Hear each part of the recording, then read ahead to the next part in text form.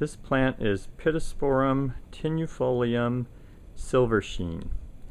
And I caught this on a really good day where the afternoon sun is hitting it from the side, and you can see why it's called Silver Sheen.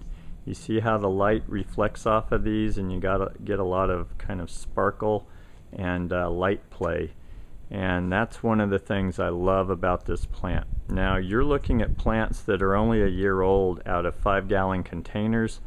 These plants are 6 feet tall already, so they are faster growing.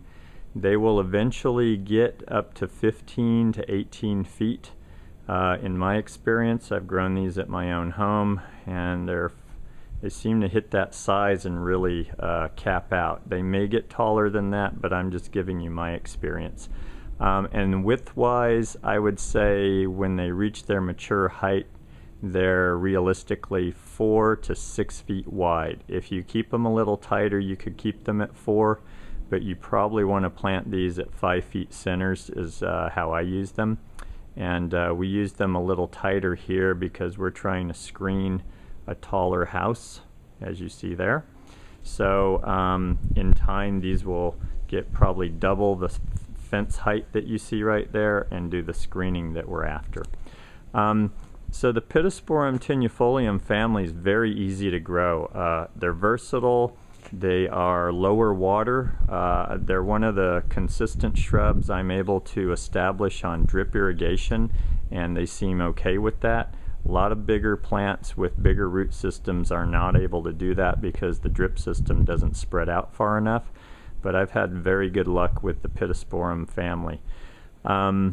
Also, they tend to be fairly low water once they're established. I've seen mature Pittosporums, especially tenuifolium, growing in areas where the water was shut off. Here in Northern California, where it's very dry for 6 months, and the plant was doing fine.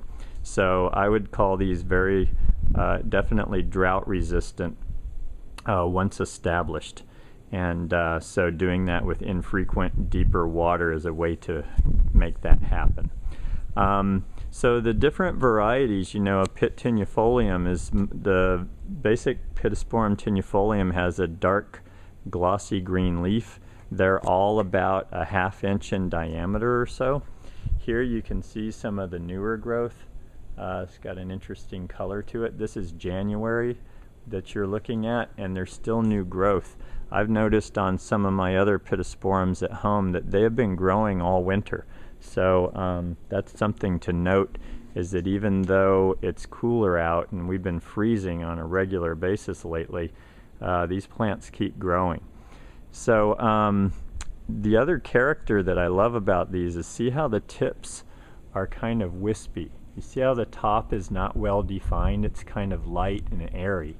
And there's a little bit of a breeze here, and you can see these moving around a little.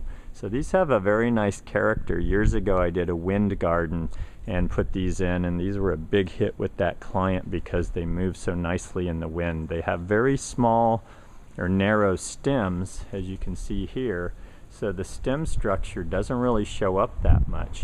You can see inside that they're there, but they don't scream at you. So as a landscape design use, I would say the best thing to use these for, because they do want to get taller unless you want to fight them, is to use them as kind of a 10 to 15 foot high upright screening plant. You can see that they have this kind of upright form here. So again, 5 feet wide is pretty average for them. And I've got some that are 6 or 7 years old. They're still only 5 feet wide, but they're 12 to 13 feet tall. So deer-wise, some of the Pittosporums are left alone by deer and some are not. I would say this is one that would be worth a try, but I would buy one, set it out, and see before I went and bought a bunch of them. But some Pittosporums seem to be deer resistant, so it might be worth a try on that.